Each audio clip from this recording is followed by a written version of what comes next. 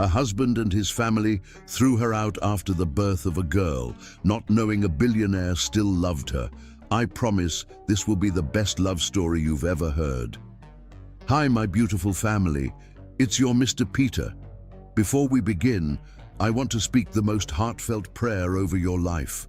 A prayer not from my lips, but from the deepest corners of my soul. May the God of all comfort hold you tonight.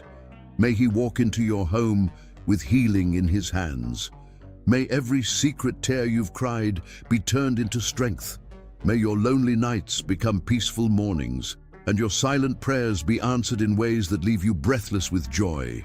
I pray love surrounds you like air, and no pain, no fear, no storm will steal your peace again. You are loved, chosen, and seen more than you'll ever know. Now, family, you know I'm not well, but even through the weakness, I'm still writing. Because this isn't just a YouTube channel, this is our home, and I'm not going anywhere. I'm just healing, and I will be back. Right now, my brother James is helping me narrate, but the story you're about to hear still flows from my heart. Every line, every emotion, every tear. But family, please, I ask you not just as a creator, but as your Mr. Peter, watch the full story. Don't leave in the middle. Stay with me through every scene, every heartbeat, because your time, your love, your presence, it means everything right now. Like this video, comment something warm. Let me feel you standing with me even while I rest. You are my reason to keep fighting. And I promise, when I return, I'll come back stronger with even greater stories made from love and light. So now, take a breath. Let your heart open. Let James speak for me, and let the story begin with all my love. 3 years ago, the October rain hammered against the hospital windows as Rima Rosalinda Washington Morrison pushed through the final contraction, her body trembling with exhaustion after 8 hours of difficult labor. The fluorescent lights buzzed overhead, casting harsh shadows across her sweat-dampened face. In the delivery room's sterile brightness, she could hear the muffled voices of Tommy's family arguing in the hallway, their raised voices penetrating even the thick walls. "Just breathe, baby," Tommy whispered, but his voice carried the familiar slur that meant he'd been drinking before coming to the hospital. His hand was clammy against hers, and she could smell whiskey beneath the sharp scent of hospital disinfectant. When Dr. Martinez finally placed the squirming newborn baby girl on Rima's chest, time stopped. Sage Rosalinda was tiny, dark hair still slick from birth, skin the rich golden brown that blended both parents, with a strong cry that announced her arrival to the entire maternity ward. "She's perfect," Rima breathed, tears streaming down her cheeks as she touched her daughter's impossibly small fingers. Tommy stared down at his daughter, and for a moment Rima saw something soft cross his features. But then the door burst open, and Marlo Tay Morrison swept in like a winter storm, her platinum hair styled despite the late hour. Behind her came Keanu, Tommy's younger brother, his expression carefully neutral as always. "Well," Marlo's voice was crisp as autumn air. "What is it?" "It's a girl, Mama," Tommy said quietly. "Sage Rosalinda." The silence that followed felt endless. Marlo's ice-blue eyes studied the baby, and Rima watched her future mother-in-law's face shift from expectation to something harder to define. A girl. The words fell flat. "And she certainly takes after her mother's side, doesn't she?" Rima's arms tightened protectively around Sage. The comment seemed innocent enough, but the undertone was unmistakable. "She's lovely," Rima said firmly. Marlo's gaze moved between mother and child with cool assessment. "Well, I suppose children often surprise us with how they turn out." The nurse, a kind-faced black woman named Janet, stepped between them with professional authority. "Visiting hours are over. Mom and baby need rest." But Rima had caught the look that passed between Marlo and Keanu, a silent communication that made her blood chill. She'd seen that look before, during the engagement party when they discovered her family wasn't wealthy, during the wedding planning when they tried to minimize her family's involvement, during every family dinner where they'd made subtle comments about her background. 3 days later, Rima was finally released from the clinic. The October air remained crisp as Tommy drove them home to the small house they'd rented on Elm Street, the same house where Marlo had her own key and strong opinions about everything from Rima's cooking to her choice of baby clothes. Rima was still recovering, still adjusting to the overwhelming reality of motherhood, when she noticed Tommy's behavior shifting. He'd promised to take paternity leave, but started leaving for urgent meetings that lasted hours and seemed to require liquid courage.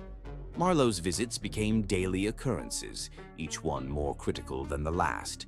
The baby cries constantly, Marlo observed during one of her inspections.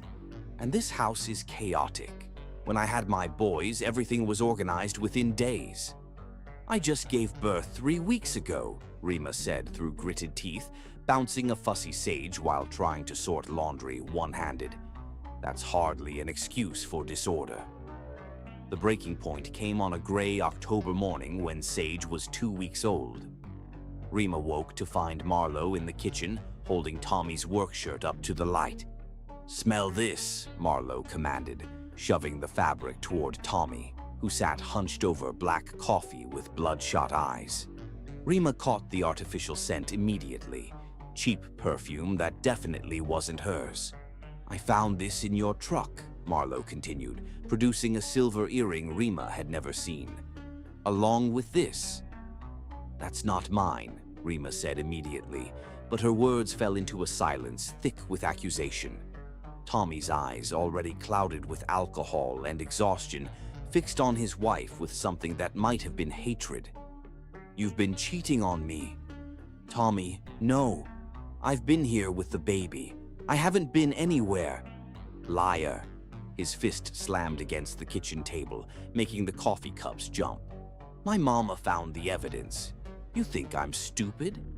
Sage started crying from her bassinet in the living room, and Rima's milk began to let down, soaking through her nightgown.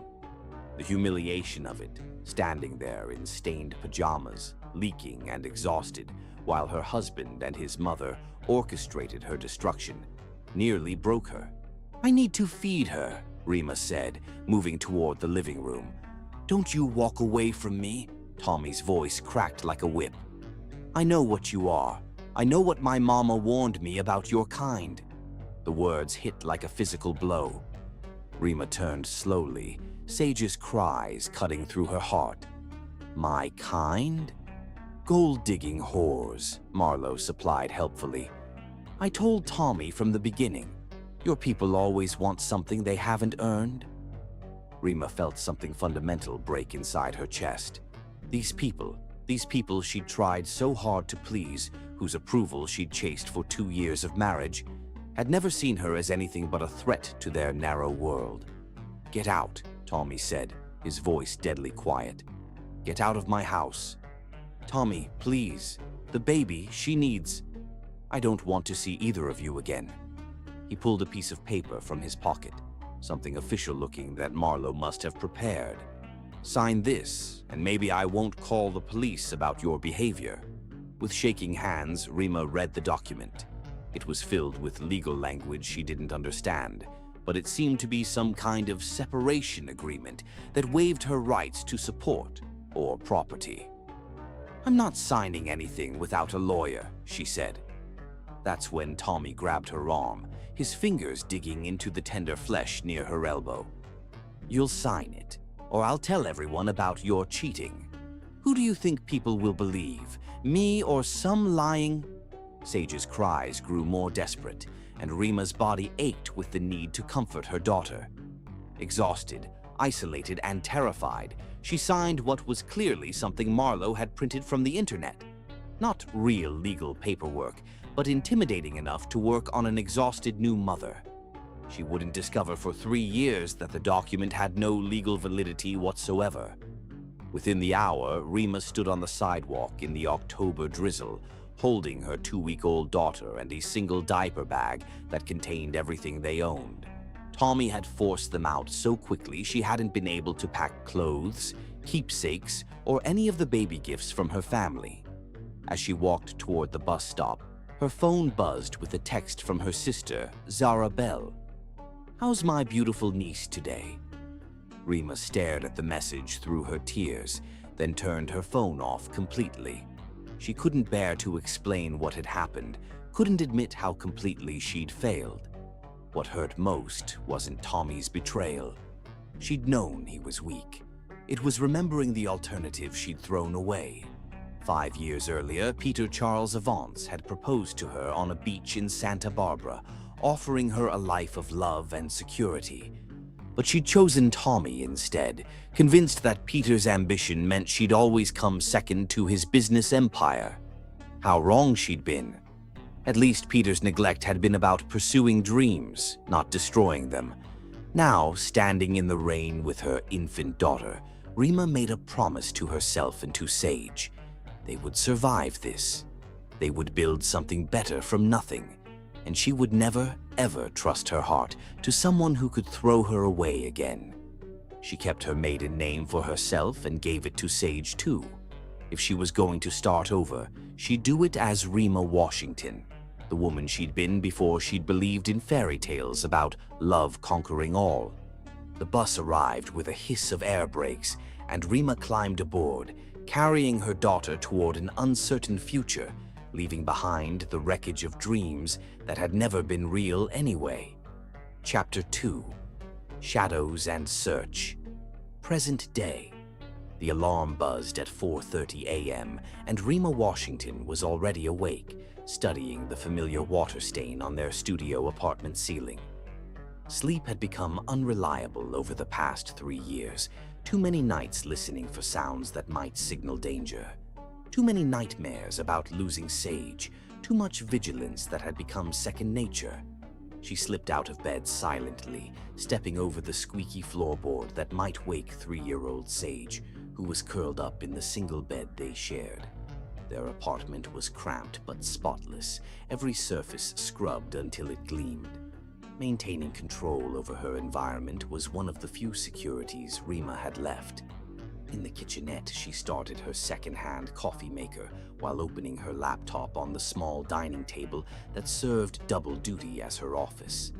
Before her restaurant shift started at 6 a.m., she had 2 hours to work on freelance marketing projects, the business she'd slowly built one client at a time. Creating this income stream had taken 18 months of nights and weekends, but Rima had finally developed something that belonged entirely to her.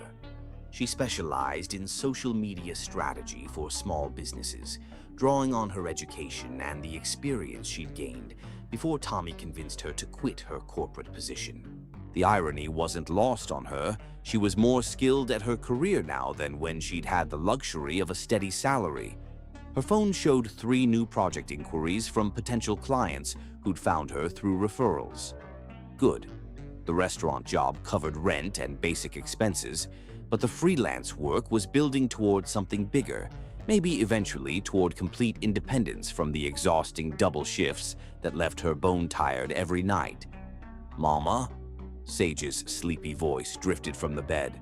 "Good morning, sunshine," Rima said softly, closing the laptop. "Want pancakes?" Sage padded over in her favorite pajamas, pink ones with unicorns that Zara Bell had bought for her birthday. At 3, she was already showing signs of the sharp intelligence that would either be her greatest gift or her greatest burden in a world that often didn't appreciate smart little black girls. "Can I help?" Sage asked, dragging her step stool to the counter. "Always." Rima lifted her daughter up, breathing in the sweet scent of her hair. These morning moments were sacred, just the 2 of them before the world demanded her attention. While they mixed batter, Rima's mind wandered to the safety checklist that ran constantly in her background thoughts. Door locked, windows secure, escape routes planned, phone charged, pepper spray in purse, keys ready. The hypervigilance exhausted her, but it had kept them safe for 3 years. At 5:45, she walked Sage 3 blocks to her daycare, where Mrs. Chen, no relation to Dr. Chen, watched 5 neighborhood children in exchange for reasonable rates that worked with Rima's budget. The arrangement wasn't ideal, but Mrs. Chen was patient and kind, and Sage was learning social skills from the other children. "Be good for Mrs. Chen," Rima said, kissing Sage's forehead. "I always am," Sage replied, with the seriousness that sometimes made Rima's heart ache. 3-year-olds shouldn't have to be serious. 1,200 miles away, Peter Charles Avance stood in his corner office on the 47th floor of the Avance Tower, watching the sunrise paint Seattle's skyline in shades of gold and pink. He'd been there since 4 a.m., having given up on sleep around 2 a.m., when his mind wouldn't stop racing through acquisition details and market projections. Sleep had become optional since losing Rima. Work filled the void where contentment used to live. His assistant, Phoenix Castile, knocked and entered with coffee and the resignation letter that had been sitting on Peter's desk for a week, the 3rd one this month from yet another employee who couldn't keep up with his relentless pace. "You know," Phoenix said, setting down the coffee with careful precision, "normal CEOs sleep occasionally." Phoenix was one of the few people who could call Peter out without consequences. Peter had found him in foster care 10 years ago, a brilliant 18-year-old aging out of the system with a computer science degree and nowhere to go. Now, Phoenix was his right hand, the closest thing Peter had to family, and occasionally his conscience. "Sleep is overrated," Peter muttered, signing the resignation letter with sharp strokes. "We'll promote Davidson to replace him." "Davidson quit last week. Burnout." Peter looked up sharply. "Since when?" "Since you've been demanding 18-hour days from everyone because you can't deal with your feelings about..." "Don't." Peter's voice carried the warning that made board members nervous. "Just don't." Phoenix raised his hands in surrender, but his expression remained concerned.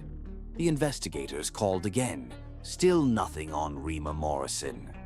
For 18 months, Peter had employed the best private investigation firm on the West Coast to find the woman who haunted his dreams. They'd searched credit reports, employment records, social media profiles, court documents, anything that might lead to Rima Morrison. The search had consumed resources and time, but Peter couldn't let it go. He needed to know she was safe. He needed to know he hadn't completely destroyed the best thing in his life by choosing work over love. "Maybe it's time to try a different approach," Phoenix suggested carefully. "Like what?" "Maiden names. If she left her husband, which seems likely given what you've told me about him, she might have gone back to her original name." Peter felt something electric shoot through his chest. In 18 months of searching, they'd never considered that Rima might not be using Morrison anymore. "Washington," he said suddenly. "Her maiden name was Washington." Phoenix was already pulling out his phone. "I'll call the investigators." "No." Peter was reaching for his own phone, fingers moving faster than they had in months. "I'll call them myself." Within hours, the investigators had found her. Rima Washington, employed at Celestine's Kitchen in the Arts District, living at 1247 Pine Street, apartment 3B. Single mother to Sage Rosalinda Washington, age 3. When Peter saw the hospital records, birth certificate listing father as unknown, medical bills from the delivery that had gone into collections, no record of any Morrison family involvement, the pieces of Rima's story clicked into place with horrifying clarity. Tommy Morrison had thrown out his wife and newborn daughter. Peter's hands shook as he read the investigators' preliminary report. No child support payments, no contact between Tommy and his daughter, rumors in Tommy's social circle that his ex-wife took off with some other man's kid.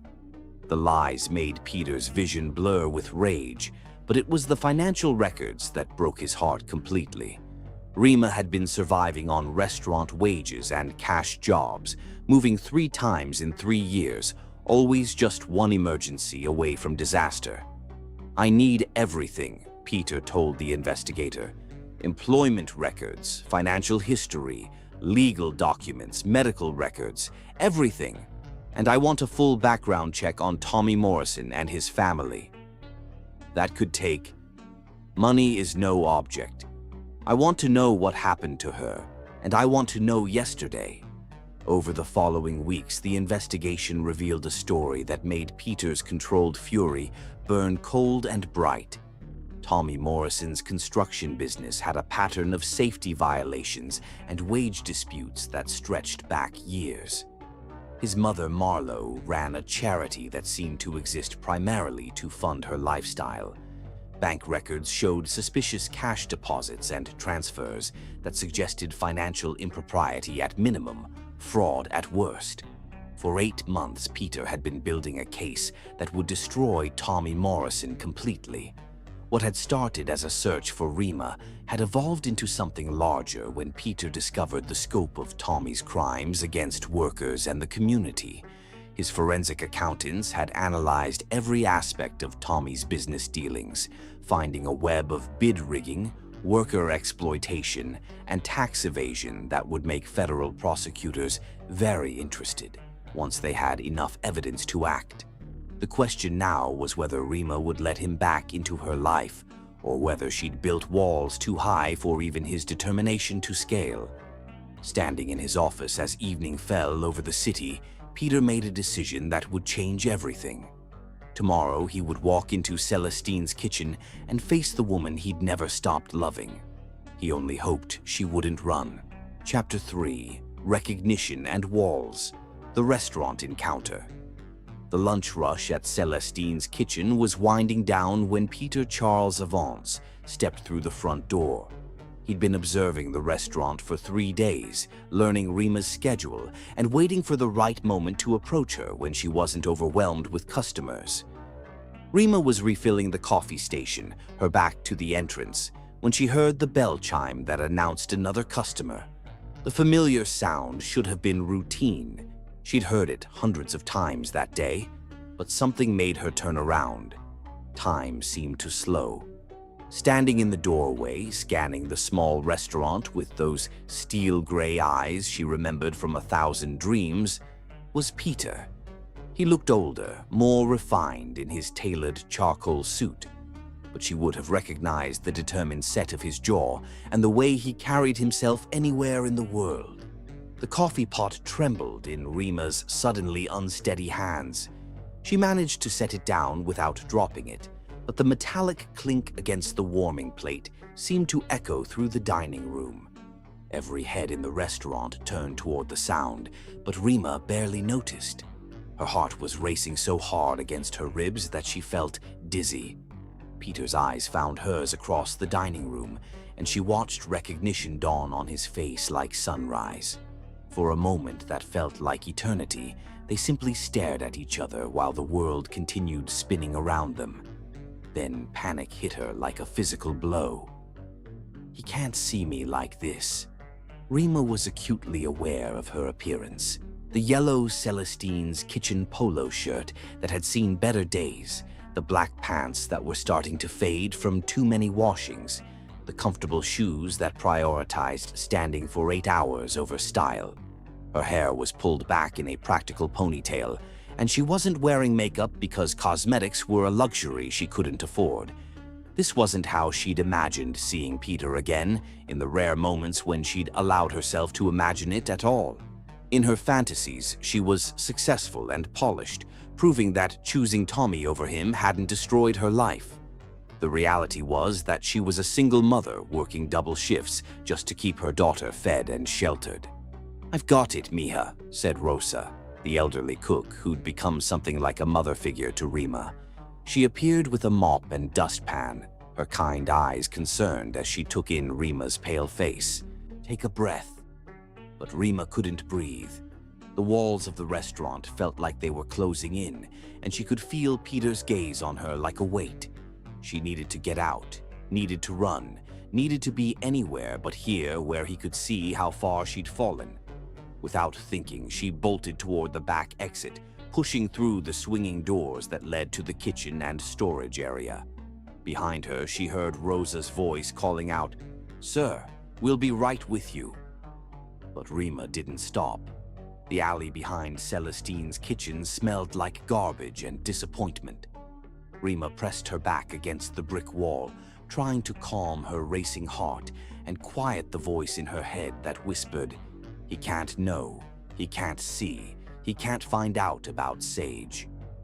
She'd built a life on invisibility, on staying beneath notice, on making sure that Tommy and his family could never track her down. Peter's presence threatened all of that safety. Rima. Her name on his lips was like a prayer and a question all at once. She hadn't heard him approach, but Peter was standing at the mouth of the alley, his expression careful and concerned. "Don't." The word came out sharper than she'd intended. "Just don't." Peter stopped walking, but he didn't leave. "I know this is unexpected." "Unexpected?" Rima's voice cracked on a laugh that held no humor. "You think this is unexpected? Peter, I haven't seen you in almost 4 years. I thought I'd never see you again." "I looked for you," he said quietly. "For 18 months I looked for you." The admission hit her like a slap. "Well, you found me. Congratulations. You can see I'm doing just fine." She gestured to her uniform, to the alley, to the entire disaster of her circumstances. Peter's eyes were careful, cataloging details, the weight she'd lost, the exhaustion that had become as much a part of her as breathing, the defensive way she held herself like she was preparing for another blow. "Rima, I need you to know." "No." She held up a hand to stop him. "You don't get to do this. You don't get to show up after all this time and act like we can just pick up where we left off. I'm not the same person I was in college, Peter. I'm not the woman you proposed to." "I can see that." His voice was gentle in a way that made her throat tight with unshed tears. "You're stronger." The unexpected kindness in his words almost broke her resolve.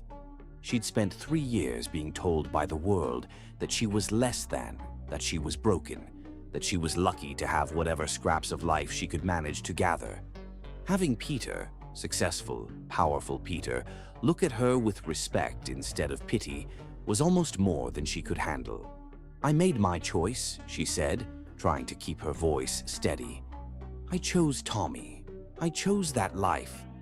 This is the consequence." "You chose wrong," Peter said, and there was steel beneath the gentleness now. "But that doesn't mean you deserved what happened to you."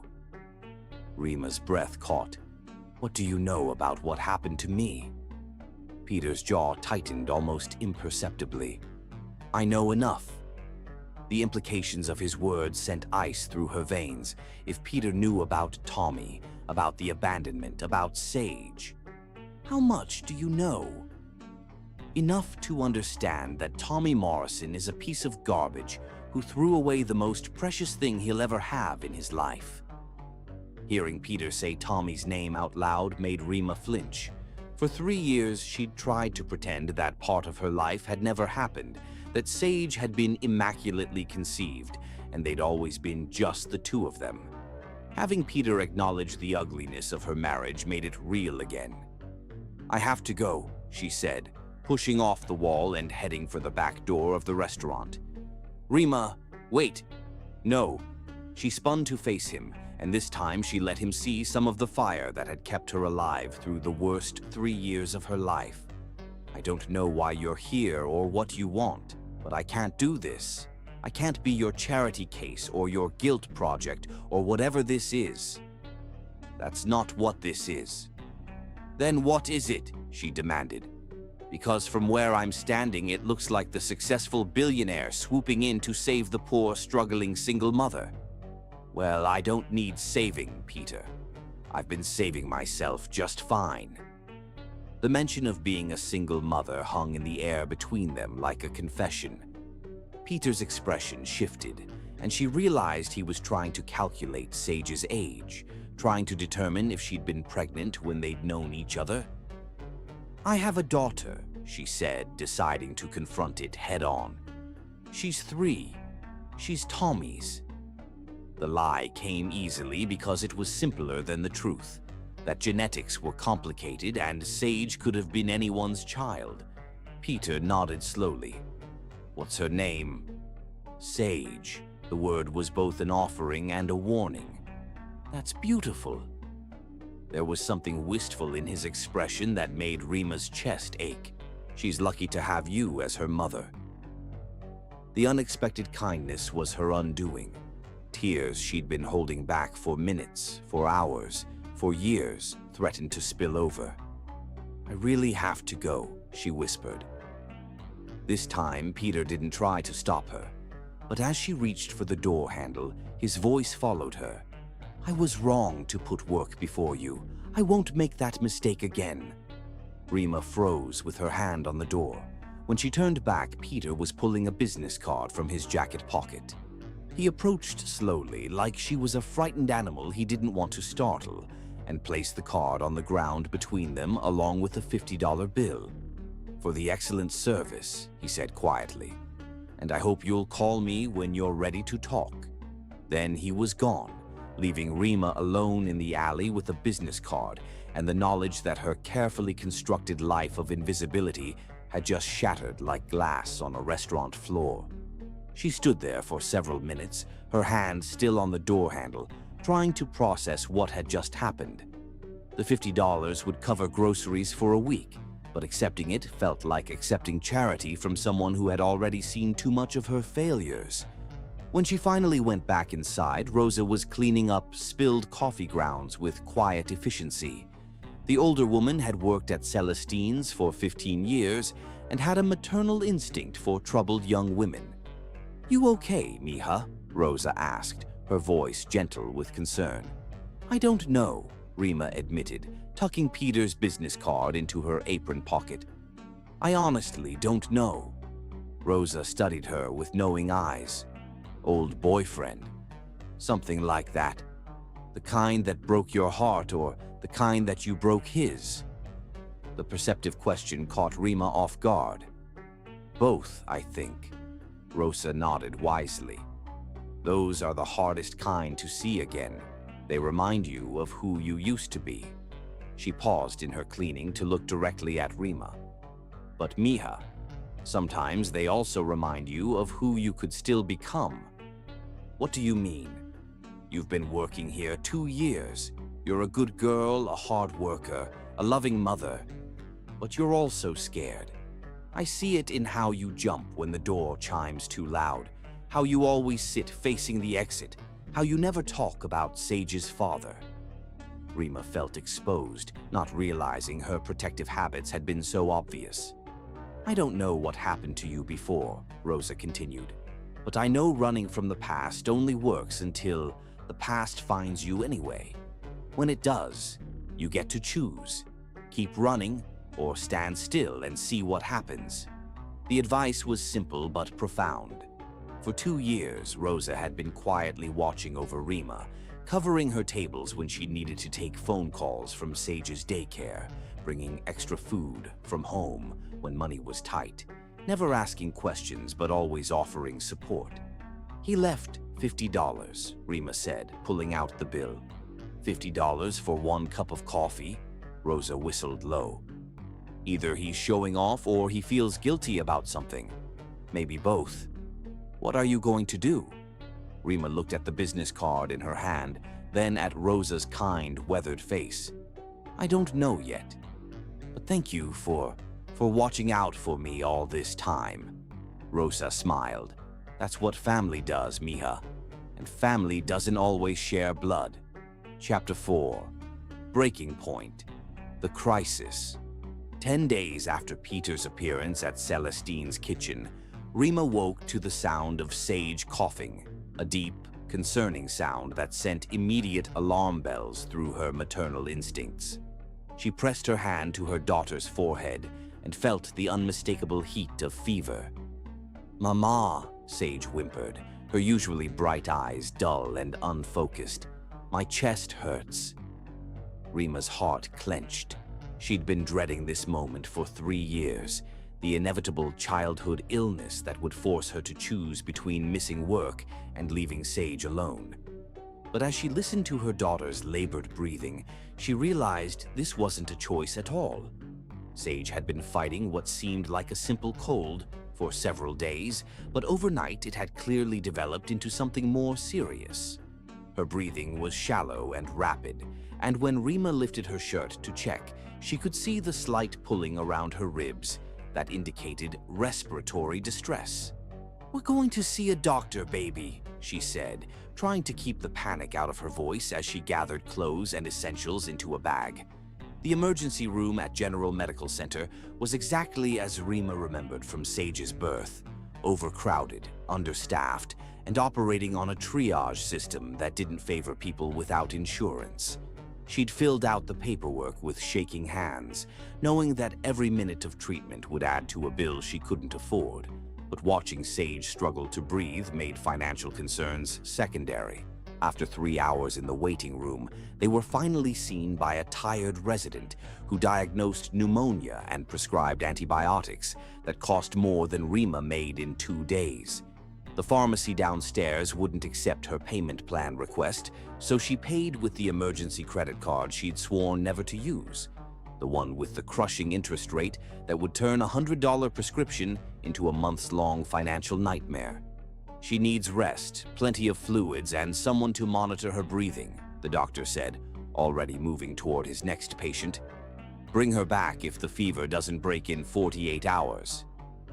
Back in their studio apartment, Rima set up what she privately called crisis mode. Every pillow and blanket arranged to keep Sage comfortable, water and juice within reach, thermometer and medicine on the nightstand.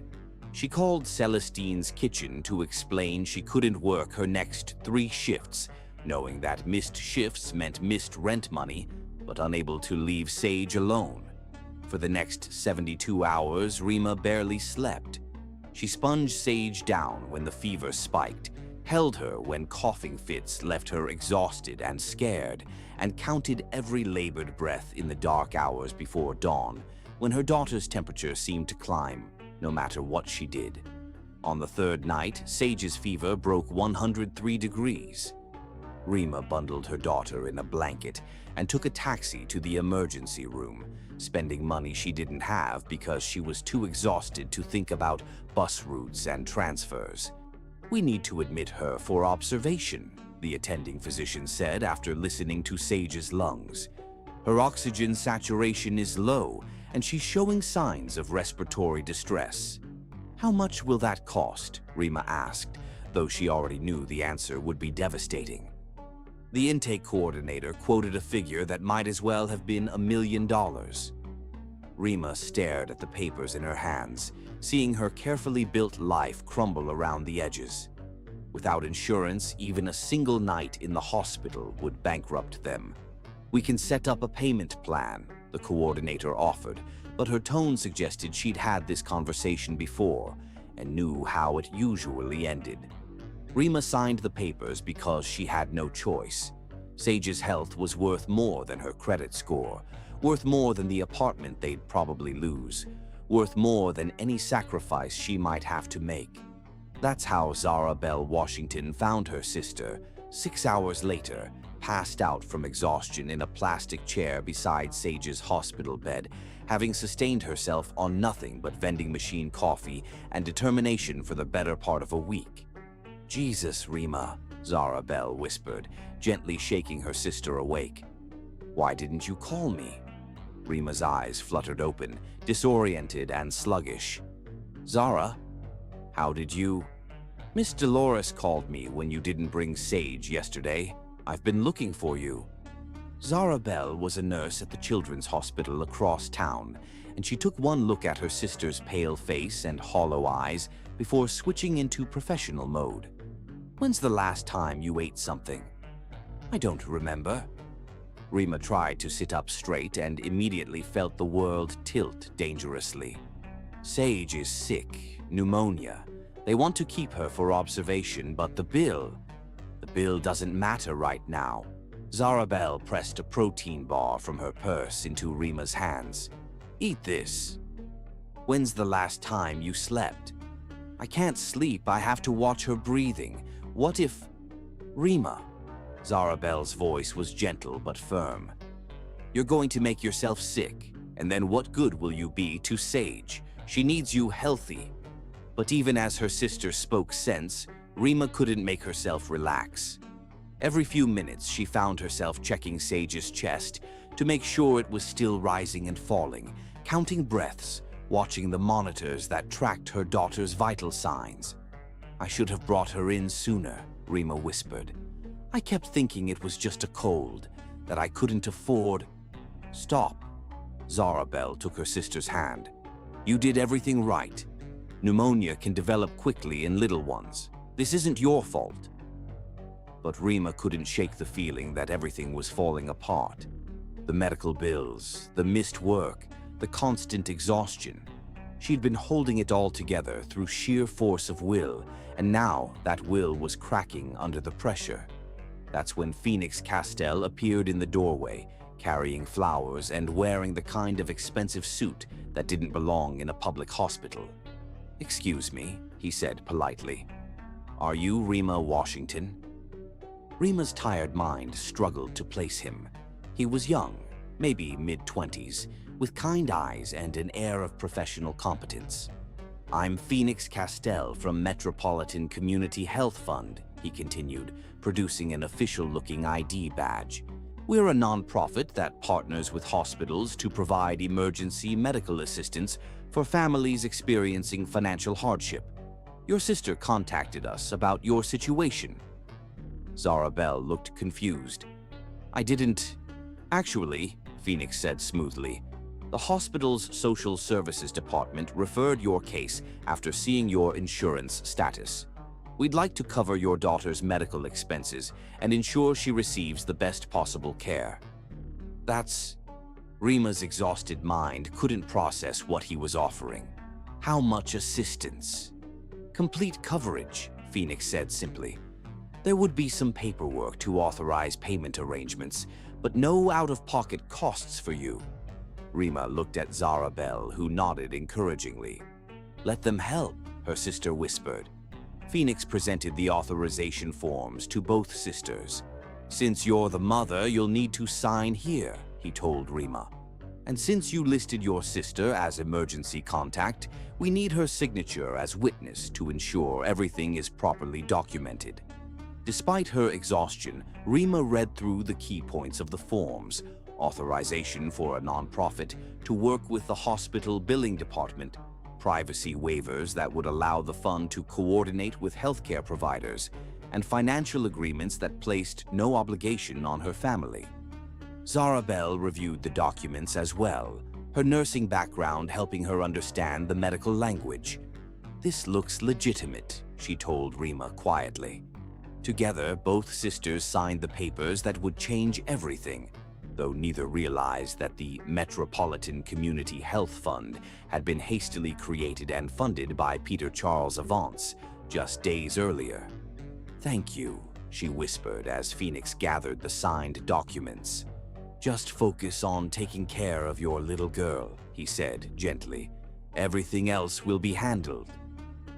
After he left, Rima finally allowed herself to sleep, holding Sage's small hand and breathing in sync with the gentle rhythm of the monitors.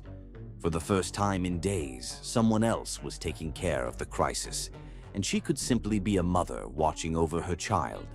She didn't yet know that the Avance Foundation paperwork she'd signed would change everything, or that Peter Charles Avance was sitting in his office across town, receiving updates on Sage's condition every hour and quietly ensuring that the best pediatric specialists in the city would be consulting on her case. Sometimes help came from unexpected places, even when you were too tired to question why. Chapter 5. Reluctant Haven. The Healing Resistance. When Rima woke in the hospital chair the next morning, she found Peter Charles Avance asleep in the chair beside her, still wearing yesterday's suit.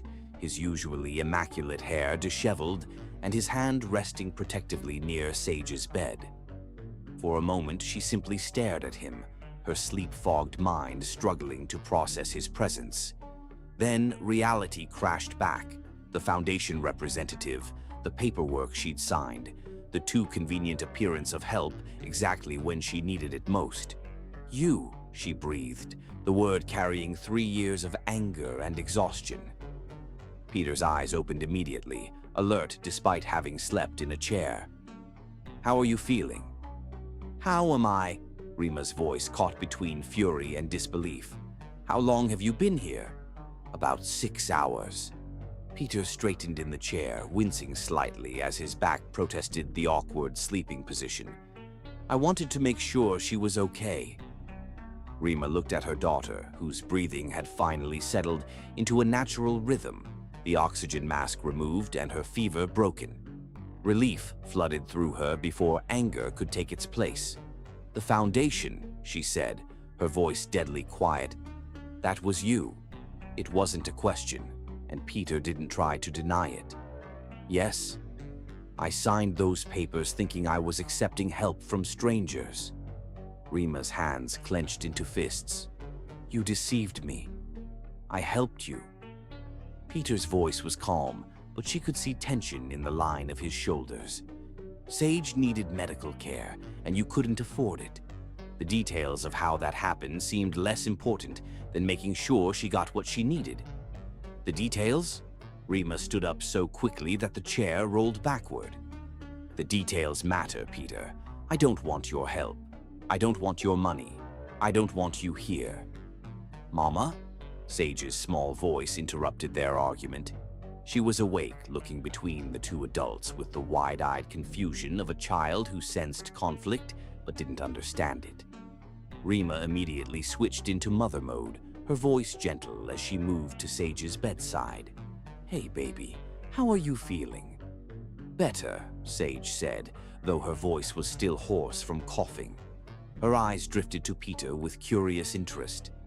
"Who's that man?" Rima felt Peter's presence like heat behind her, but she focused on her daughter. "He's someone Mama used to know." "I'm Peter," he said quietly, not moving closer but making his voice soft and non-threatening. "I'm glad you're feeling better." Sage studied him with the frank assessment that only 3-year-olds could manage. "You look sad." The observation was so unexpected and accurate that Rima felt something shift in her chest. She glanced back at Peter and saw that Sage was right. Beneath his composed exterior, there was a deep sadness that she'd missed in her own anger. "Sometimes grown-ups look sad," Sage continued with matter-of-fact wisdom. "Mama looks sad sometimes too." The simple truth of it hung in the air between them. Rima realized that her daughter had been watching her more closely than she'd thought, seeing through the brave face she tried to maintain. "We should go," Rima said, reaching for the hospital bag she'd packed. "You're feeling better, and we don't need to stay here anymore." "Actually," Peter said carefully, "the doctor wants to keep her for one more day of observation, just to be safe." Rima turned to face him fully. "How do you know what the doctor wants?" "Because I've been talking to her medical team. The pediatric pulmonologist wants to make sure her lung function is completely stable before discharge." "You have no right." "I have every right to care about your welfare." Peter's composure cracked slightly, showing the emotion beneath. "Both of you." The possessive note in his voice sent warning bells through Rima's system. This was exactly what she'd been afraid of: Peter's money and influence taking control of her life, making decisions about her and Sage without her consent. "No," she said firmly. "You don't get to do this. You don't get to swoop in and take over just because you have money and connections." "That's not what I'm doing." "Then what are you doing, Peter?" "Because from where I'm standing, it looks like you're using my daughter's illness to insert yourself into our lives." Peter was quiet for a long moment, his gray eyes studying her face. When he spoke, his voice was careful and measured. I'm trying to take care of the people I love." The admission hung between them like a bridge neither of them was ready to cross. Rima felt her breath catch, but she forced herself to maintain her defensive stance. "You don't love us," she said. "You don't even know us anymore. I know that you've been working double shifts to keep a roof over Sage's head. I know that you've been living paycheck to paycheck, one emergency away from disaster.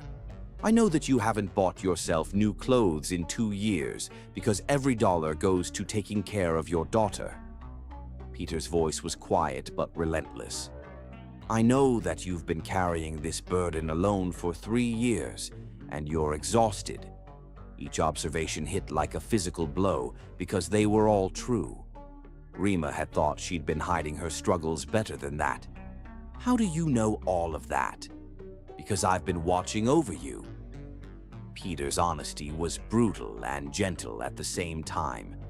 Not stalking, not intruding, just making sure you were safe. "For how long?" 6 months. Rima sank back into the hospital chair, overwhelmed by the implications. "You've been watching me for 6 months and you're just now making contact?" "I was building a case." "A case for what?" Peter's expression hardened with something that looked like controlled fury. "Against Tommy Morrison and his family. For what they did to you." The mention of Tommy's name made Rima's blood run cold. "What case?" "Peter, what are you talking about?" "Later," he said, glancing meaningfully at Sage, who was listening to their conversation with rapt attention. "We need to focus on getting her healthy first." Rima wanted to argue, wanted to demand answers, but Sage was looking between them with growing anxiety, and the last thing she wanted was to upset her daughter while she was still recovering. "Fine," she said, "but after she's released, I want answers. I want to know exactly what you think you're doing, and then I want you to leave us alone." "Okay," Peter agreed, though something in his expression suggested he had no intention of disappearing from their lives again. Dr. Chen, the pediatric pulmonologist, arrived for evening rounds and confirmed that Sage could be discharged the following morning if her overnight breathing studies looked good. She was a kind woman who spoke directly to Sage rather than over her head, explaining in simple terms how her lungs were healing. "You're a very brave girl," Dr. Chen told Sage. "Your mama has taken excellent care of you." After the doctor left, an uncomfortable silence settled over the hospital room. Sage was getting tired again, the lingering effects of illness making her drowsy, but she was fighting sleep. "I don't want to go back to sleep," she whispered to Rima. "What if the coughing comes back?" Rima's heart broke a little. Sage had been frightened by her own illness, and now sleep felt dangerous to her. "I'll stay right here," Rima promised. "I won't leave your side." "Can the man stay too?" Sage asked unexpectedly. "He has kind hands."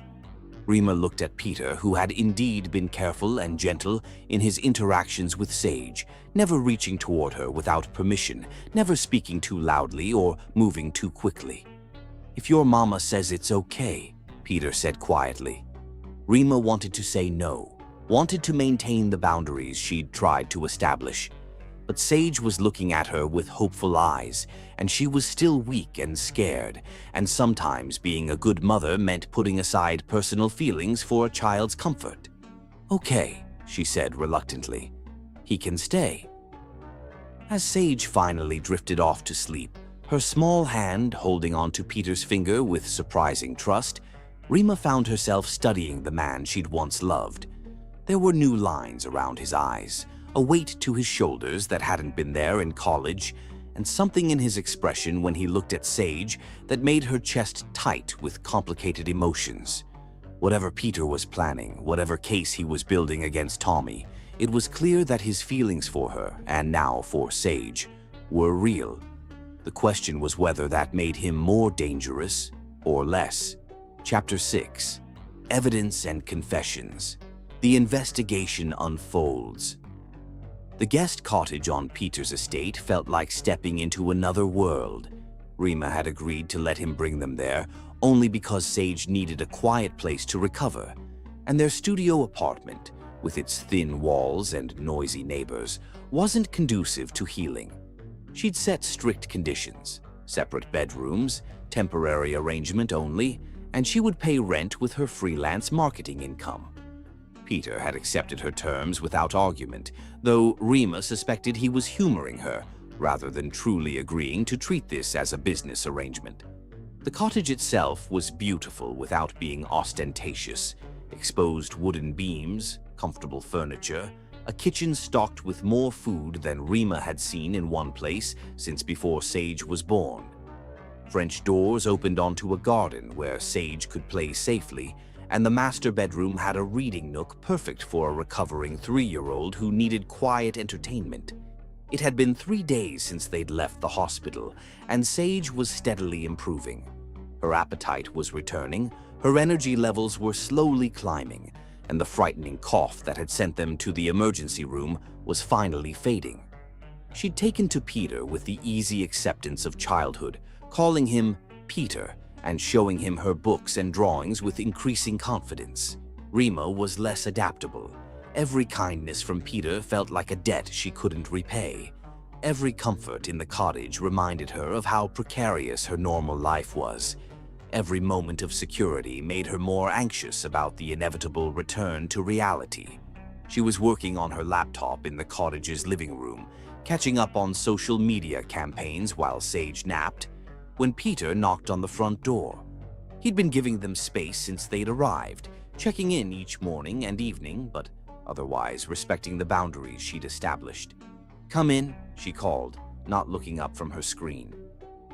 Peter entered carrying a manila envelope thick with documents. His expression was serious in a way that made Rima's stomach clench with foreboding. "We need to talk," he said. "Sage is sleeping." "This is about Tommy." Rima saved her work and closed the laptop, bracing herself for whatever revelation Peter had been withholding. "What about him?" Peter sat across from her, the envelope resting on the coffee table between them, like a piece of evidence in a trial. For a moment, he seemed to struggle with where to begin. "I told you I'd been building a case," he said finally. "I think it's time you knew what I found." He opened the envelope and pulled out a single document: financial records from Morrison Construction. Even at first glance, Rima could see red marks and highlighted sections that indicated problems. "Tommy Morrison is not the man you married," Peter began, his voice measured and controlled. "Or rather, he is exactly the man you married, but you never knew who that really was." Rima stared at the financial analysis in front of her, trying to process what she was seeing. "What am I looking at?" "Systematic fraud," Peter said simply. "Tommy's been underbidding on city contracts by cutting corners on safety and materials. He pays workers below minimum wage and pockets the difference between what he charges the city and what he actually spends." The scope of the theft was staggering. While she'd been choosing between groceries and gas money, Tommy had been stealing from public projects and vulnerable workers. "How much money?" she asked, though she wasn't sure she wanted to know the answer. "Conservative estimate: $2 million over the past 5 years. The figure was staggering. While she'd been clipping coupons and choosing between groceries and gas money, Tommy had been stealing millions from city projects and vulnerable workers. "That's not all," Peter continued, pulling out another set of documents.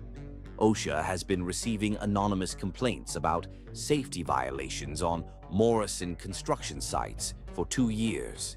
Inadequate fall protection, defective equipment, workers forced to operate machinery without proper training."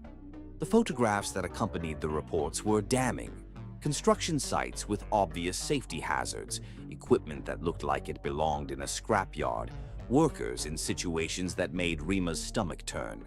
3 men have been seriously injured on Tommy's sites in the past 18 months, Peter said quietly. "One of them, Miguel Santos, is permanently disabled. Tommy's insurance company denied his claim based on alleged worker negligence." Rima felt sick. But if Tommy was cutting corners on safety, then Miguel's injury was Tommy's fault, not his own. Peter's controlled fury was becoming more apparent with each revelation. Miguel has 3 children. His wife works 2 jobs trying to support the family while he deals with chronic pain and limited mobility. The injustice of it made Rima's hands shake. While she'd been struggling to survive Tommy's abandonment, other families had been suffering because of his greed and negligence. "There's more," Peter said, and his voice carried a note of warning that made Rima brace herself. The next document was a tax analysis of Marlo Morrison's Hands Helping Hearts charity organization. What Rima saw made her understanding of Tommy's family shift into sharper, uglier focus. "Your former mother-in-law has been running a fake charity for 6 years, Peter explained. They collect donations for disadvantaged children and community development. But 90% of the money goes to administrative costs, which means Marlo's salary, travel expenses, and personal purchases. The paper trail was extensive. Marlo had used charity funds to pay for luxury vacations, high-end clothing, jewelry, and even home renovations. She'd bought designer handbags with money donated by well-meaning church congregations who thought they were helping children in need. She's stolen approximately $400,000 from people who were trying to do good in their community," Peter said. "And she's been claiming tax deductions for charitable work while living off the donations." Rima felt something cold and hard settle in her chest. "They destroyed me for being poor while they were literally stealing from poor people." Yes, the simple confirmation hit harder than a longer explanation would have. Marlo Morrison had looked down on Rima for her working-class background while simultaneously stealing from the working class. She'd called Rima a gold digger while she was literally digging gold from charity donations. "How did you find all of this?" Rima asked. "Forensic accountants, private investigators, and public records research," Peter replied. "Most of this information was hiding in plain sight once we knew where to look. Tommy and his family got careless because they thought they were untouchable." Peter pulled out another document, bank records showing unusual cash deposits and transfers between Tommy's business account and his mother's charity. "They've been laundering money through the charity," he explained. "Tommy funnels excess profits from his fraudulent contracts to Marlo. She runs it through Hands Helping Hearts as fake donations, then transfers it back to him as consulting fees for construction projects that never happen." The complexity of the fraud was stunning. This wasn't opportunistic crime. It was a sophisticated operation that had been running for years. "But here's the thing that makes me angriest," Peter said, and for the first time his professional composure cracked slightly. "They had all of this money, millions of dollars from fraud and theft, and they threw you out in the rain with a newborn baby because you weren't good enough for them." The emotional weight of that truth hit Rima like a physical blow. She'd spent 3 years believing that she'd been abandoned because she was inadequate somehow, not wealthy enough, not white enough, not worthy enough.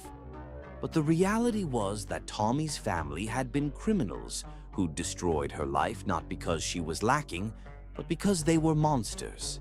"There's something else," Peter said gently. "Something only you can help us prove." He showed her Derek's statement about the night they threw her out, how Tommy and Marlo had planned the whole thing, how the evidence had been planted, how they'd laughed about it afterward. "Derek's testimony is powerful, but prosecutors will want corroboration," Peter explained. "They'll want evidence that you were systematically abused and manipulated. Your testimony about their behavior patterns, their methods of control, their history of manipulation. That's crucial evidence that only you can provide." Rima stared at the documents spread across the coffee table. Years of fraud, theft, and deliberate cruelty laid out in official statements and witness accounts. For the first time, she understood that she wasn't just a victim in this story. "You need me to testify," she said. We need you to help us understand how they operate, Peter corrected. Your insights into their psychological manipulation tactics, your knowledge of their family dynamics, your ability to identify their patterns. That's not just helpful, it's essential. What would that mean? It means working with federal prosecutors to build the strongest possible case. It means helping other victims understand they're not alone. It means being part of the solution instead of just a casualty of their crimes. For the first time in 3 years, Rima felt something besides exhaustion and determination. She felt the cold, clean burn of righteous anger, and more importantly, she felt powerful. "When do we start?" she asked. Chapter 7. The First Strike. Justice begins. The first blow against Tommy Morrison came at 6:42 a.m. on a Tuesday morning when OSHA investigators arrived unannounced at his largest construction site on Fifth Avenue. Rima watched the local news coverage from Peter's cottage, Sage playing with blocks at her feet, as reporters described safety inspections following multiple worker complaints filed over the past 6 months. Peter sat beside her on the couch, his laptop open to monitor social media responses and news coverage. This wasn't the coordinated media blitz Rima had expected. It was a single, carefully planned inspection that had drawn attention because of Tommy's confrontational response to the investigators. "How did you arrange this timing?" Rima asked, watching Tommy argue with an OSHA inspector on the morning news. 6 months of documentation, Peter replied, scrolling through real-time social media posts about the inspection. The investigation was triggered by legitimate safety complaints from workers. We just made sure those complaints were properly documented and reached the right people at the right time. On screen, Tommy appeared outside his construction site, his face red with rage, as he gestured angrily at the OSHA inspector, documenting violations. Even from a distance, Rima could see the familiar signs of his escalating temper. The clenched fists, the aggressive posture, the way he invaded other people's personal space when frustrated.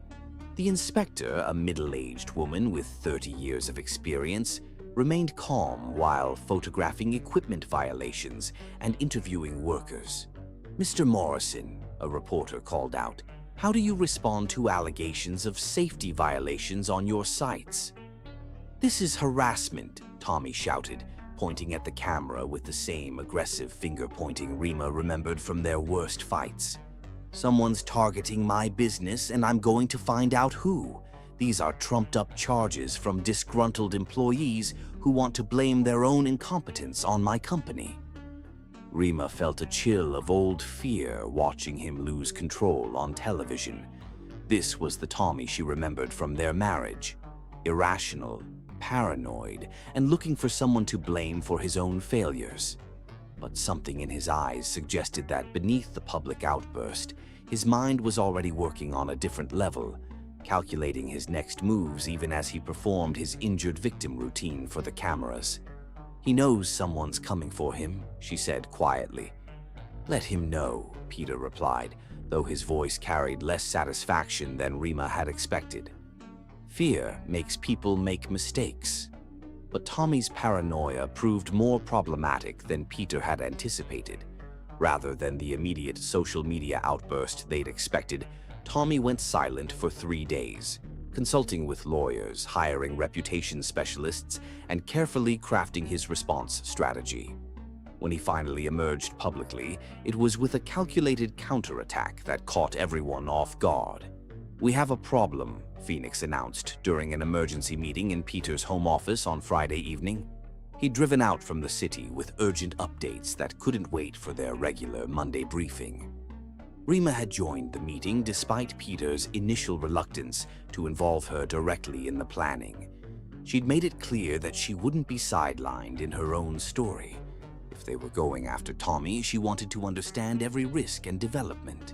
"Tommy's not reacting emotionally like we expected," Phoenix continued, spreading newspaper clippings and printed social media posts across Peter's desk. "He's getting expert help, and it's effective." The evidence was damning.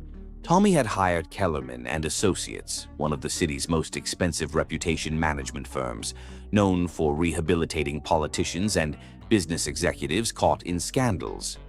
Within 72 hours, they'd crafted a narrative that painted Tommy as a hard-working small business owner being targeted by unnamed powerful interests.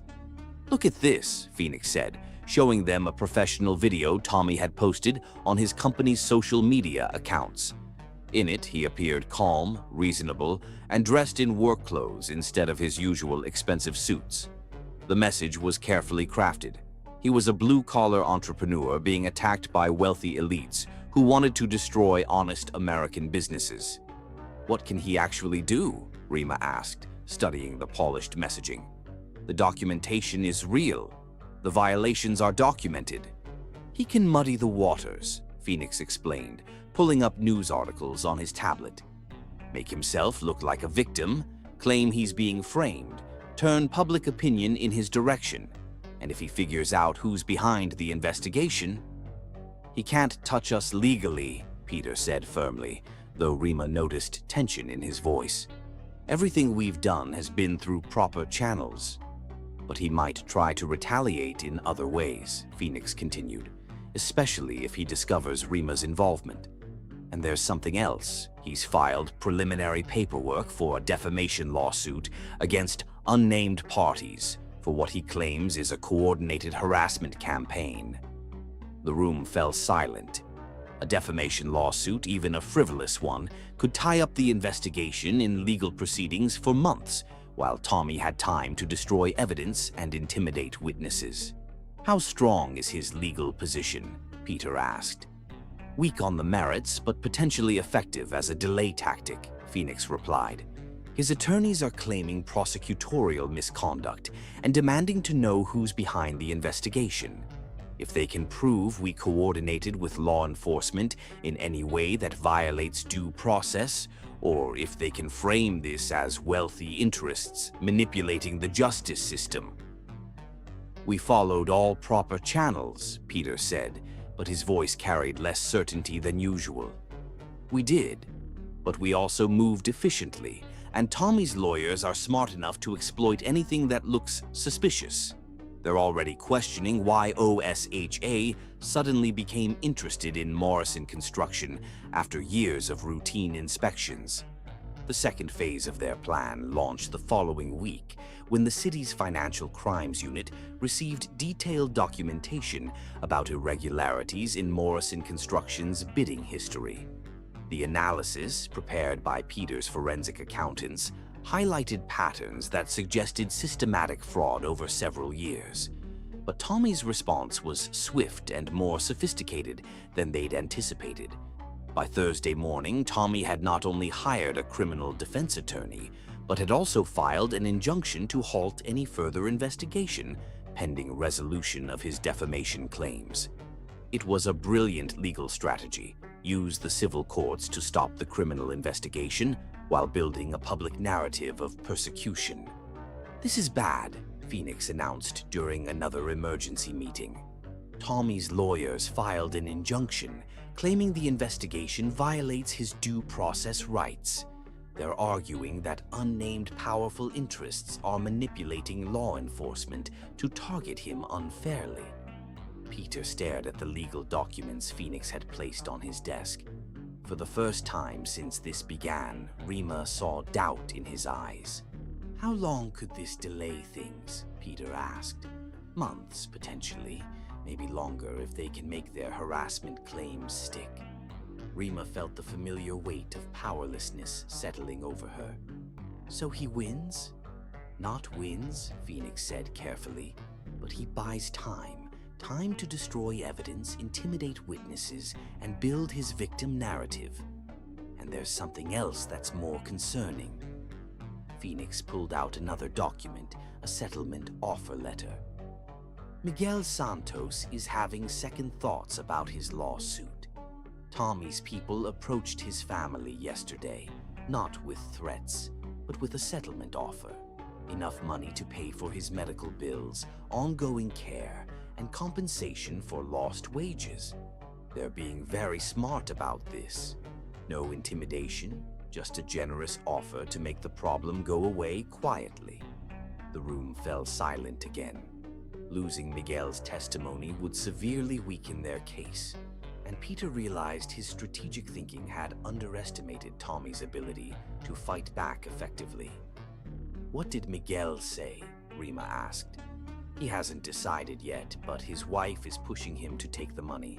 She's tired of the stress, tired of fighting, and they genuinely need the financial security. From her perspective, taking a settlement that guarantees their family's future makes more sense than gambling on a lengthy legal battle that might not succeed." Peter was quiet for a long moment, his jaw tight with controlled frustration. This was the one scenario he hadn't adequately planned for, Tommy being smart enough to use both the legal system and financial pressure defensively instead of just lashing out emotionally. "There's more," Phoenix continued reluctantly. "Two other injured workers who were ready to testify have also received settlement offers.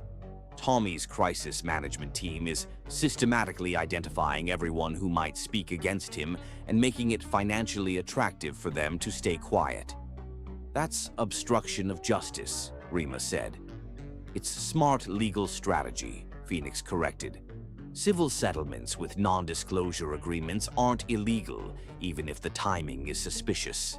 Tommy's lawyers are being very careful to stay within legal boundaries while effectively neutralizing witnesses." The weight of Tommy's counterattack was becoming clear. He wasn't just fighting the investigation, he was dismantling it piece by piece, using professional legal and public relations strategies. "We need to regroup," Peter said finally, and for the first time since this began, his voice carried uncertainty. "Find another approach." "What if we can't?" Rima asked. "What if he's just better at this game than we thought?" Peter looked at her, and she could see the frustration and doubt he was trying to hide. The man who had built a business empire by controlling every variable was facing an opponent who was proving equally strategic and far more desperate. "Then we adapt," he said, though his voice lacked its usual confidence. "But we don't give up." As Phoenix gathered his documents and prepared to leave, Rima realized that justice wasn't guaranteed just because they had evidence and good intentions. Tommy was fighting for his life and freedom, and that desperation was making him more dangerous than any of them had anticipated. For the first time since this began, she wondered if they were actually going to win. Chapter 8: Trust and Vulnerability. Love rebuilding. The fallout from Tommy's investigation was immediate and intense. Within 48 hours of the OSHA inspection, Rima's old phone number was somehow leaked online, flooding her voicemail with messages ranging from supportive to threatening. Peter arranged for a new phone with an unlisted number and increased security around the property, but the violation of privacy left Rima feeling exposed and vulnerable. "I can't take Sage to the grocery store without wondering if someone's going to recognize me," Rima said, pacing the cottage's living room while Sage napped. "This isn't what I wanted when we started this." Peter looked up from his laptop, where he'd been monitoring online discussions about Tommy's case. "The threatening calls are being traced by law enforcement. Most of them are just people venting online anger, not real threats." "Most of them," Rima repeated, focusing on the qualifier. "What about the ones that aren't just online anger?" Peter's hesitation told her everything she needed to know. "Phoenix is working with the sheriff's department to monitor anyone with a concerning background. You're safe here." "That's not really an answer." "Two of the callers have criminal records for assault," Peter admitted reluctantly. "But they're both in different states, and local law enforcement is aware of the situation." Rima sank into the armchair across from him, suddenly exhausted. "I've made everything worse, haven't I? Tommy's getting more sympathy now. People think I'm the vindictive ex-wife." "Some people think that," Peter said honestly. "But the people who matter, prosecutors, investigators, journalists who understand the documentation, they know you're telling the truth." "Some people think that," Peter said carefully. But the people who matter, prosecutors, investigators, journalists who understand the evidence, they know you're telling the truth. And in the meantime, my 3-year-old daughter is stuck in hiding because her mother decided to pick a fight with a criminal. Peter closed his laptop and moved to sit on the coffee table in front of her chair, close enough that their knees almost touched. Sage isn't stuck in hiding. She's safe and loved and recovering from pneumonia in a beautiful place where she can play in the garden and read books and not worry about anything. But for how long? What happens when this is over? Do we go back to our studio apartment and pretend none of this happened? Do we change our names and move to another state? Do we... Rima. Peter's voice was gentle but firm. Stop. Stop what? Stop trying to control every possible future outcome. Stop catastrophizing. Stop pushing me away because you're scared. The accuracy of his observation hit like a slap. I'm not pushing you away. Yes, you are. You've been doing it since the day I walked into Celestine's kitchen. Every time we get closer, you find a reason to create distance. Rima wanted to deny it, but the truth was uncomfortable and obvious. She had been pushing him away, setting up barriers, insisting on paying rent, maintaining separate bedrooms, treating their arrangement like a business transaction instead of what it actually was. I don't know how to do this, she admitted quietly. Do what? Trust someone again. Let someone take care of me. Accept help without feeling like I owe something in return. Rima's voice cracked slightly. Tommy convinced me that I was a burden, that I was lucky anyone would want me, that everything good in my life was charity I didn't deserve. Peter's expression darkened with anger, but his voice remained gentle. Tommy was a fool and a liar. Maybe, but those voices are still in my head. When you pay for Sage's medical bills, I hear that I'm a financial burden. When you give us this beautiful place to stay, I hear that I can't provide for my own daughter. When you look at me the way you used to look at me, I hear that it's too good to be true, and you'll leave when you realize what I really am. And what do you think you really are? Rima's throat tightened with unshed tears. Damaged, used up, not worth fighting for. Peter was quiet for a long moment, his gray eyes studying her face with an intensity that made her want to look away. Do you want to know what I see when I look at you? He asked finally. I'm not sure. I see a woman who was thrown away by people who were too stupid to recognize her worth. I see someone who took the worst thing that ever happened to her and used it to become stronger instead of bitter. I see a mother who works 18-hour days to give her daughter a good life, who fights federal investigations to protect other families, who faces down public humiliation rather than let criminals go unpunished. Rima felt tears threatening to spill over. Peter, I see the woman I fell in love with in college, but better, wiser, fiercer, more beautiful because of everything she's survived. Peter reached for her hands, and this time she didn't pull away. And I see someone who's afraid to let herself be happy because happiness feels dangerous after so much pain. The tears came then, silent and unstoppable. Peter moved from the coffee table to sit beside her on the chair, pulling her against his chest while she cried for everything she'd lost, everything she'd endured, and everything she was afraid to hope for. I don't know how to trust this, she whispered against his shoulder. You don't have to trust it all at once, Peter said, his hand stroking her hair. Start small. Trust that I'm going to be here tomorrow. Trust that I won't hurt Sage. Trust that when I say I love you, I mean it without conditions or expectations. What if Tommy wins? What if the investigation falls apart and he comes after us? Then we deal with it together. But Rima, he's not going to win. The evidence is too strong and too many people are watching now. He's done. They sat together in comfortable silence while Rima processed the emotional weight of the conversation. For 3 years, she'd been carrying the burden of survival alone, making every decision based on worst-case scenarios and protective instincts. The idea of sharing that burden with someone else felt foreign and terrifying and wonderful all at once. "Mama?" Sage's sleepy voice drifted from the bedroom. "I'm thirsty." Rima started to get up, but Peter's hand on her arm stopped her. "I'll get it. You rest." "She likes the cups with the straws," Rima said automatically. "And if she's still warm, she might want ice." "Cups with straws, possible ice. Got it." Peter kissed her forehead before standing. "Anything else?"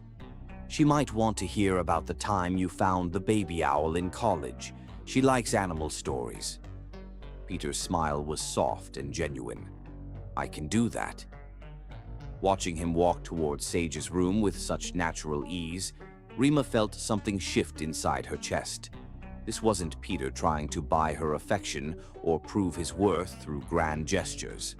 This was simply a man who cared about her daughter's comfort and wanted to help in whatever small way he could. When he returned 20 minutes later, Sage was settled back in her bed with water and a story, and Peter's expression was slightly awed. "She's incredible," he said, settling back beside Rima on the chair. "Smart and funny and so much like you, it's startling." "She asked about you the other day," Rima admitted, "whether you were going to be her new daddy." Peter's intake of breath was sharp. "What did you tell her?" "That grown-up relationships are complicated and she shouldn't worry about it." Rima looked at him carefully. "What would you have wanted me to tell her?" "The truth. That I love her mother very much, and I hope someday she'll let me be part of your family, officially." The word officially hung between them like a question and a promise. Rima felt her carefully constructed walls cracking, not from pressure or manipulation, but from the steady warmth of someone who had never stopped believing she was worth loving. "Peter," she said quietly. "Yes?" "Tomorrow, when Sage wakes up, maybe we could make breakfast together, all 3 of us, like a family." His smile was brighter than sunrise. "I'd like that very much." For the first time in 3 years, Rima allowed herself to imagine a future that didn't involve constantly looking over her shoulder or preparing for the next crisis. It felt dangerous and beautiful and absolutely terrifying. It felt like hope. Chapter 9. The Reckoning. Legal Victory. 6 months after the first OSHA inspection, the criminal investigation reached a critical turning point. The legal delays Tommy had orchestrated had actually worked against him. While his lawyers stalled, more witnesses came forward, more evidence surfaced, and federal prosecutors had time to build an airtight case. The injunction Tommy's lawyers had filed was ultimately overturned when prosecutors presented additional evidence that proved their investigation was legitimate and properly conducted. Rima woke to find Peter already dressed and drinking coffee at 5:30 a.m., his phone buzzing with updates from Phoenix and the legal team. "Today's the day," he said, looking up from a text message with grim satisfaction. "Federal prosecutors are filing charges against Morrison Construction. The grand jury voted to indict yesterday." Rima felt her stomach clench with nervous energy. After months of delays and setbacks, she'd almost stopped believing this day would come. "What changed?" she asked, settling beside him at the kitchen table. "Miguel Santos changed his mind about the settlement," Peter replied. "When he saw how many other workers were coming forward, he decided he couldn't take money to stay quiet while other families suffered."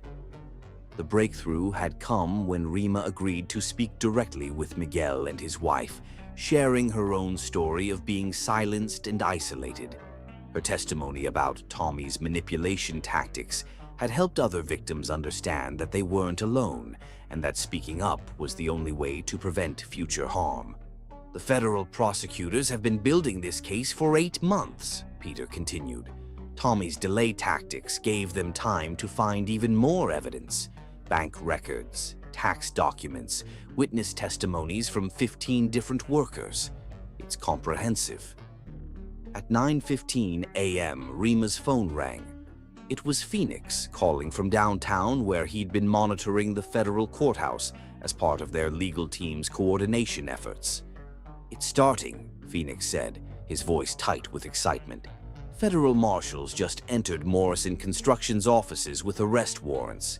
I can see them through the office windows from the coffee shop across the street." Rima felt her hands start to shake. After 3 years of Tommy living freely while she struggled to survive his abandonment, the moment of justice felt surreal. "Are you watching it happen right now?" she asked. "Yes. They're bringing him out in handcuffs now. He looks completely shocked." Peter took the phone. "What's his demeanor?" "Stunned. He's trying to argue with the agents, but they're not engaging. His legal team must not have warned him this was coming today." An hour later, the local news interrupted regular programming with footage of the arrest. Rima and Peter watched as Tommy Morrison, owner of Morrison Construction, was led from his office building in handcuffs. The news cameras had arrived after Phoenix's call, capturing the aftermath rather than the arrest itself. Unlike the polished, controlled image he'd been projecting through his crisis management team, this Tommy looked disheveled and desperate. The reporter's voice carried over the footage. "Morrison is facing federal charges, including conspiracy to commit fraud, violation of federal labor laws, tax evasion, and wire fraud. If convicted on all counts, he could face up to 25 years in federal prison." Rima watched her ex-husband's face on television and felt something she hadn't expected. A strange mixture of relief and sadness. Relief because justice was finally happening, but sadness because she could see the broken man beneath the criminal. This was the person she'd once loved, now destroyed by his own greed and cruelty. "How do you feel?" Peter asked, settling beside her on the couch. "Empty," Rima said honestly. "I thought I'd feel victorious or relieved, but mostly I just feel empty. That's normal. Closure doesn't always feel the way we expect it to." At 2:30 p.m., they received word that Marlo Morrison had been arrested at her home. Federal agents had found extensive records of her charity fraud in a home office that she'd apparently been using to coordinate the money laundering scheme with Tommy. Unlike her son, Marlo didn't resist arrest, but her booking photo showed a woman who looked decades older than her actual age. Keanu Morrison, Tommy's brother and business partner, was arrested that evening at his apartment. Phoenix reported that Keanu had been the most genuinely shocked by his arrest, suggesting he'd been a follower rather than a leader in the criminal enterprise. But the arrest that mattered most to Rima happened the next morning.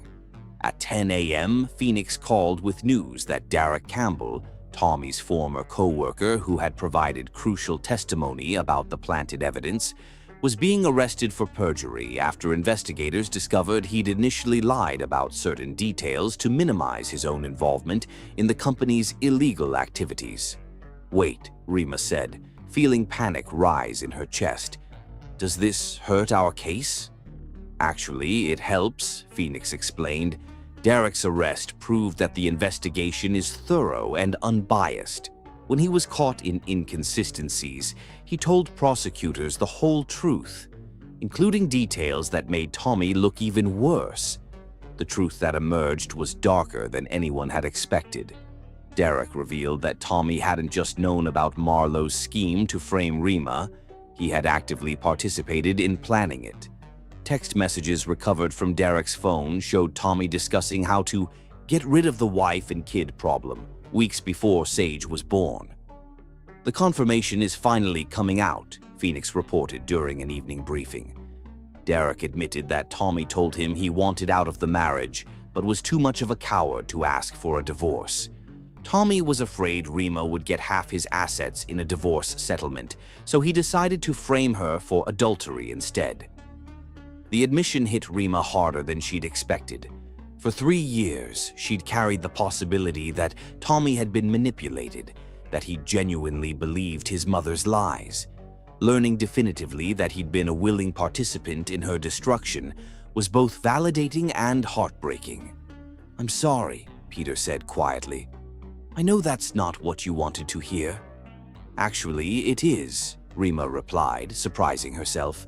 "It means I wasn't wrong about who he really was. My instincts were right.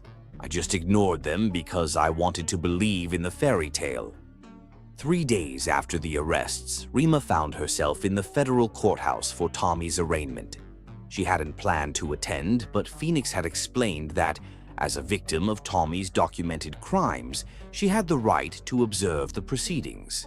The victim's rights coordinator had helped her complete the necessary paperwork to access the courtroom. Peter offered to come with her, but she wanted to face this moment alone.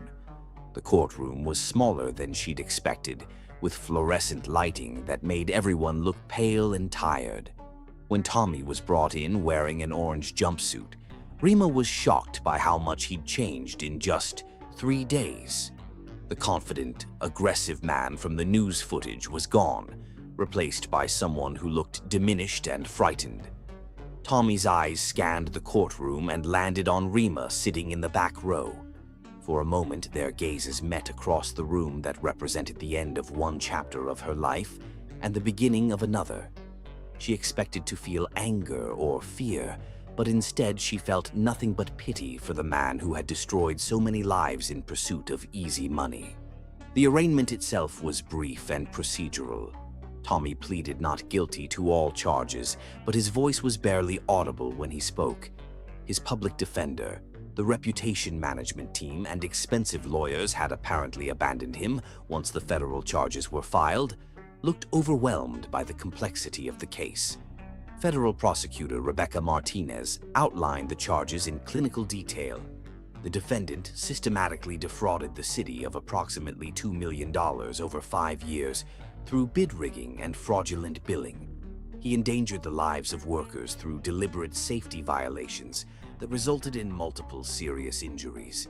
He laundered money through a fake charity that stole donations intended for disadvantaged children. When Prosecutor Martinez mentioned the fake charity, Rima saw Tommy's shoulders slump even further. The weight of his crimes, laid out in stark legal language, seemed to be crushing him in real time.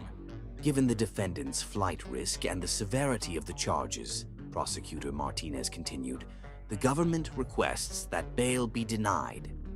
Tommy's lawyer made a brief argument for house arrest, but the judge wasn't convinced. The defendant has shown a pattern of manipulating witnesses and obstructing justice. Bail is denied. The defendant will remain in federal custody pending trial. As Tommy was led away in shackles, he looked back at Rima one more time. This time, instead of the calculation or anger she'd seen in his eyes during their marriage, she saw something that looked like regret. Not regret for his crimes, she realized, but regret for being caught. Walking out of the courthouse into the afternoon sunlight, Rima felt a weight lifting from her shoulders that she hadn't even realized she'd been carrying. For 3 years, Tommy had lived freely while she struggled to survive his abandonment.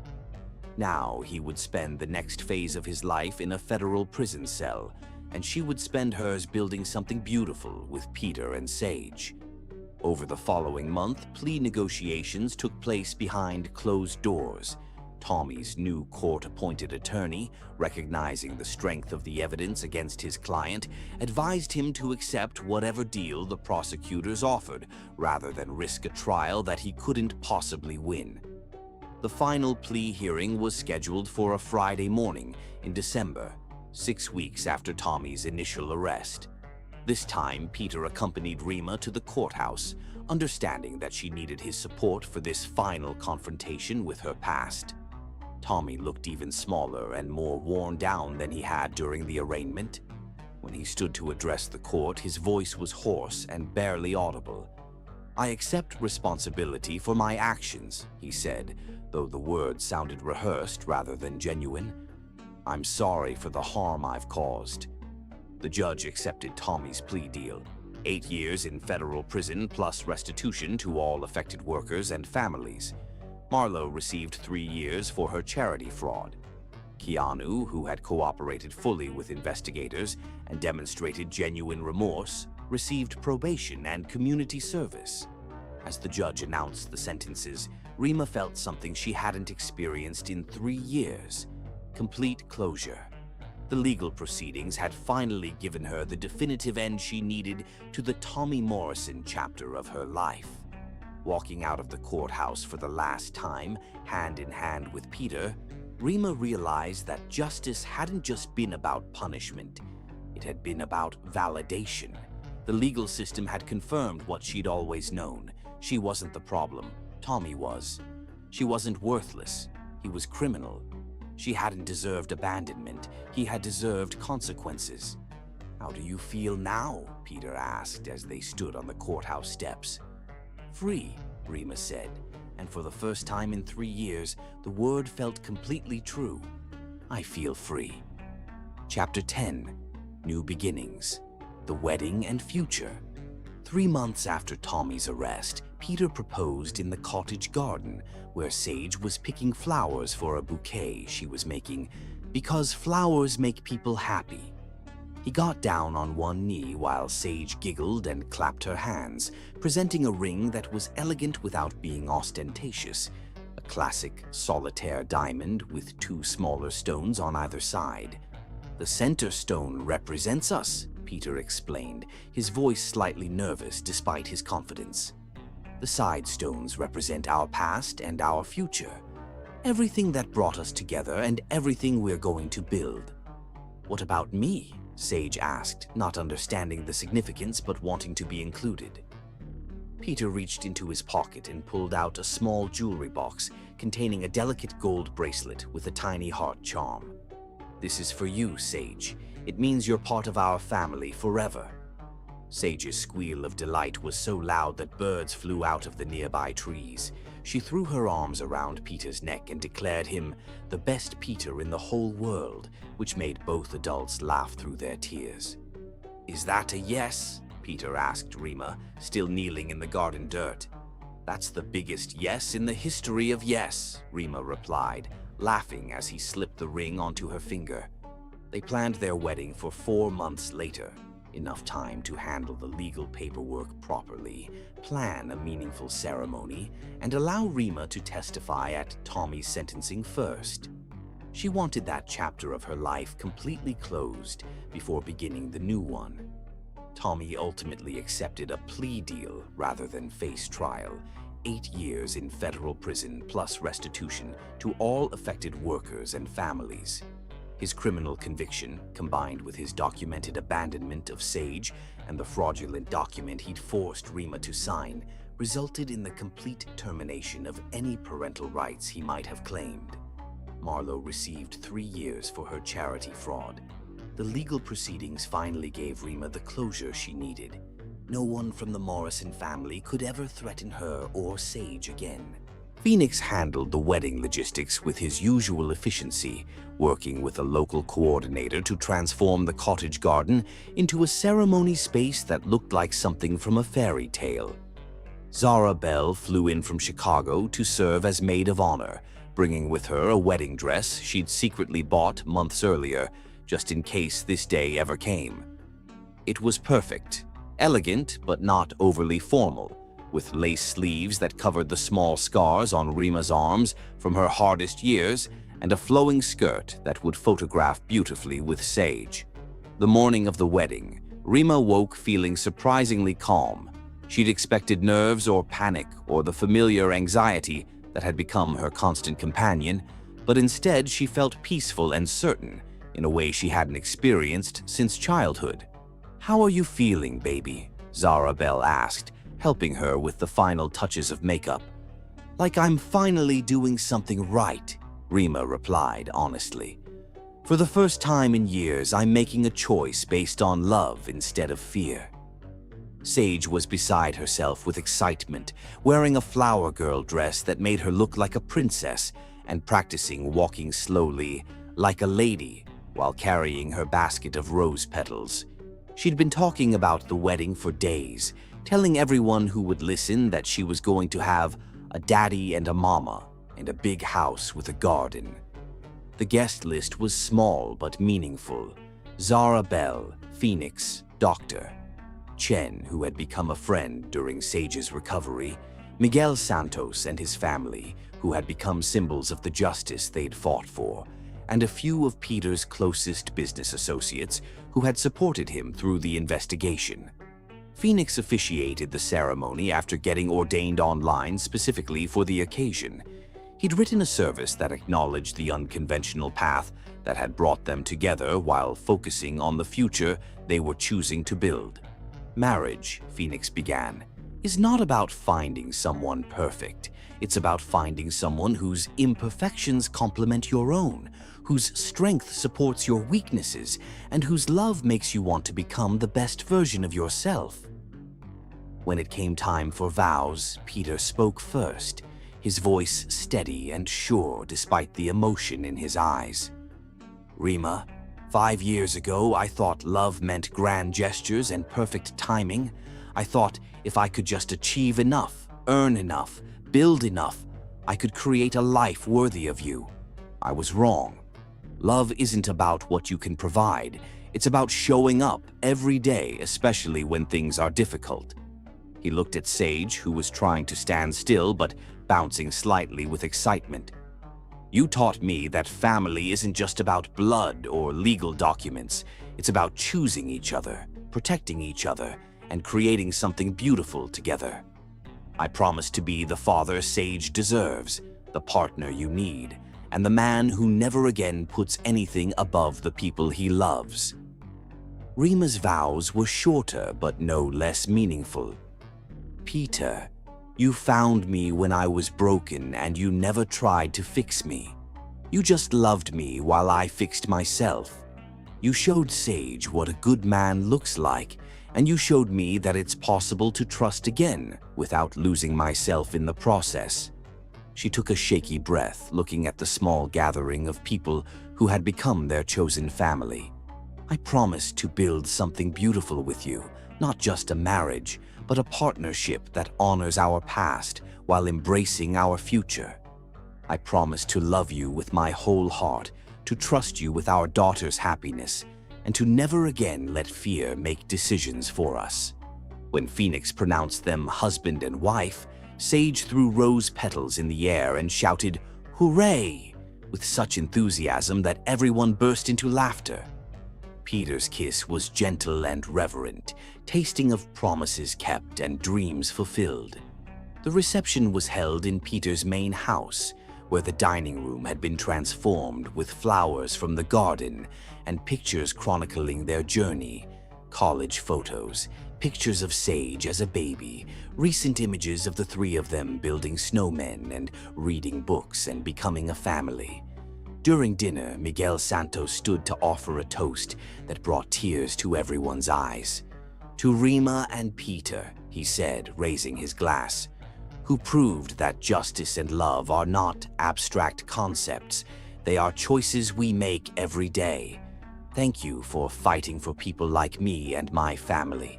Thank you for showing us that good people still exist in this world. As the evening wound down and guests began to leave, Rima found herself standing in the garden where everything had changed, watching Peter push Sage on the swing set while she giggled with pure joy. "Mrs. Avance," Phoenix said, appearing beside her with a glass of champagne. The name sent a thrill through her. Mrs. Avance, Rima Avance. It sounded like a new beginning, like the woman she was becoming rather than the woman she'd been. "How does it feel?" Phoenix asked. "Surreal," Rima admitted. 6 months ago, I was working double shifts just to keep us afloat. Now I'm married to a billionaire and living in a mansion. But that's not really what changed, is it? Rima looked at him curiously. What do you mean? 6 months ago, you were surviving. Now you're living. The mansion and the money are nice, but what really changed is that you're not afraid anymore. He was right. The external circumstances were dramatic, But the internal transformation was what truly mattered. She was no longer the woman who jumped at unexpected sounds or checked locks obsessively or planned escape routes from every room she entered. Peter wants to expand his foundation, Rima said. Create a comprehensive program for single mothers rebuilding their lives after domestic situations. He asked me to develop and run it. Are you going to do it? Yes, Rima said, surprised by how certain she sounded. I want to help other women who are where I was. I want them to know that survival is just the beginning. There's so much more possible if you're brave enough to reach for it. The program would include emergency housing assistance, job training, childcare support, and legal aid. Everything Rima wished she'd had access to during her darkest days. They already had commitments from local hospitals, legal clinics, and educational institutions to provide services. As the last guests departed and the three of them settled into their new life together, Rima reflected on the journey that had brought them to this moment. Tommy Morrison was serving an 8-year federal sentence. Marlowe's charity had been dissolved and its assets distributed to legitimate organizations helping families in need. The construction industry had implemented stronger safety protocols to protect workers. Most importantly, families like Miguel's were getting the support they needed to rebuild their lives, and other women in situations like Rima's had resources to help them start over safely. That night, after Sage was asleep in her new room, decorated with princesses and unicorns and everything a little girl could want, Peter and Rima sat on their bedroom balcony, looking out over the garden where they'd been married. Any regrets? Peter asked, taking her hand and running his thumb over her wedding ring. Only one, Rima said, snuggling closer to him in the cool evening air. What's that? I regret that it took us so long to get here. She looked up at him with eyes that held no shadows, only love and possibility. But maybe we needed the journey to appreciate the destination. Peter kissed her forehead, breathing in the scent of her hair and the promise of all their tomorrows. Diamond hearts never break, he whispered. They just get stronger. And in the distance they could hear the gentle sound of their daughter's peaceful breathing, safe and loved, and surrounded by the kind of family that chooses each other every single day.